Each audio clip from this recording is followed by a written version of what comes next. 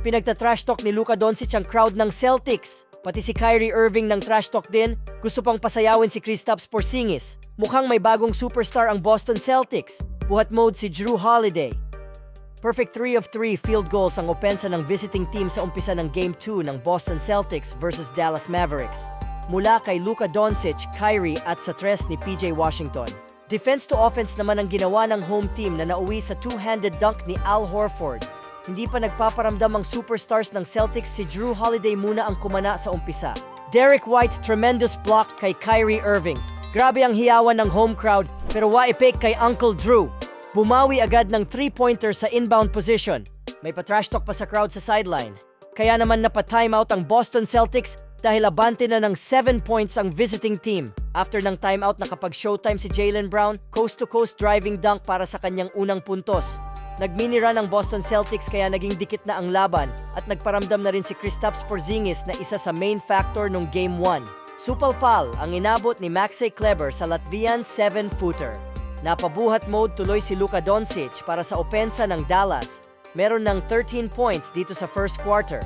Pinagta-trash talk pa ang home crowd matapos may pasok ang fall-away jumper. At nasundan pa ng isang 3-point shot na may kasamang titig sa crowd kaya naman balik sa 6 points ulit ang lead ng Dallas. Tinawanan pa si Jrue Holiday matapos makuhanan ng foul. Parang wala lang iniindang injury na tinamo nung Game 1 ang Mavs superstar.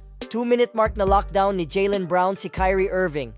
Nahirapang makalusot si Uncle Drew at nauwi pa sa turnover. Nagmukhang bata pa itong tignan ng harapang tinirahan ni Kristaps Porzingis. Pero hindi nagpatinag si Kyrie. Bumawi ng back-to-back driving layup. Gusto yatang patahimikin ng mapang-asar na crowd ng home team. 28-25 ang talaan sa pagtatapos ng opening frame. Maalat pa si Jason Tatum, scoreless pa so far. Superstar to superstar connection pagpasok ng second quarter. Nice assist ni Jason Tatum para sa cutting dunk ni Jaylen Brown. Nagtuloy-tuloy naman sa pag-init si Luka Doncic, unstoppable na ang opensa mapaloob at labas. Meron ng 20 points matapos may pasok itong 1-footer fadeaway jumper. Nakuha ni Jason Tatum ang kanyang unang puntos, 9-minute 30 seconds mark. Scoop layup sa harap ni Luka at iniwan ang depensa ni Uncle Drew.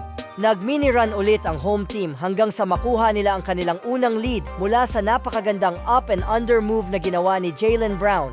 Nasundan pa ng baseline sidestep layup ni Jrue Holiday at malupit na drop pass naman kay Derek Jones ang sagot ni Luka Doncic. Hindi nagkaproblema ang opensa ng Boston Celtics despite sa maalat na shooting ni Jason Tatum dahil nag-step up si Jrue Holiday. Siya ang naging sandalan ng home team sa first half, parang superstar dahil sa ginagawang effort nito. Tuwing nakakapuntos ang Dallas ay may pambawi agad si Jrue Holiday. Luka Doncic long 3-pointer sa harap ni Porzingis. Jason Tatum and one play, pumasok na rin sa wakas. 5 points pa lang sa first half pero meron ng 8 assists. Less than 1 minute remaining sa first half, pumukol ng corner 3 si Jrue Holiday at Kyrie Irving drop pass assist kay Daniel Gafford for slam dunk. Natawagan ng goaltending si Derek White.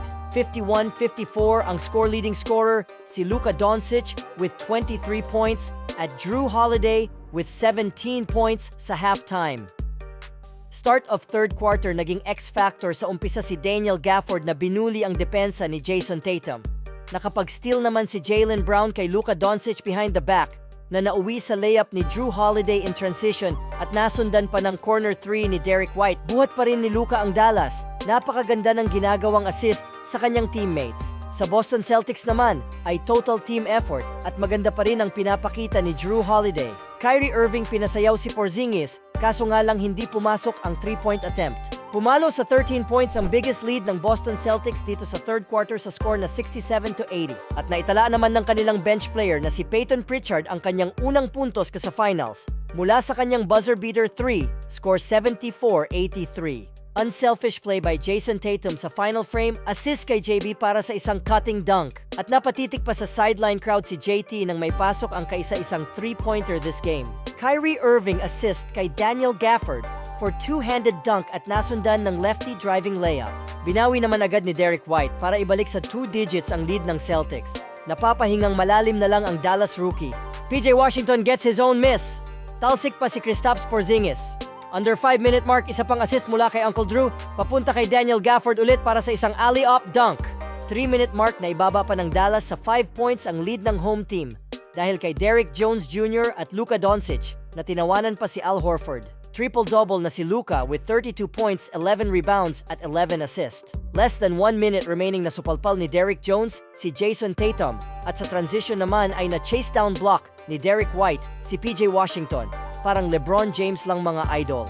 Angat sa 7 points ang hinahabol ng Dallas dahil sa driving layup ni Jaylen Brown at kinapos na sila sa oras. Kaya sa huli ay nakuha ng Boston Celtics ang panalo. 2-0 na ang series in favor of Celtics. Maraming salamat sa panonood. Paki-like ang video at subscribe for more updates.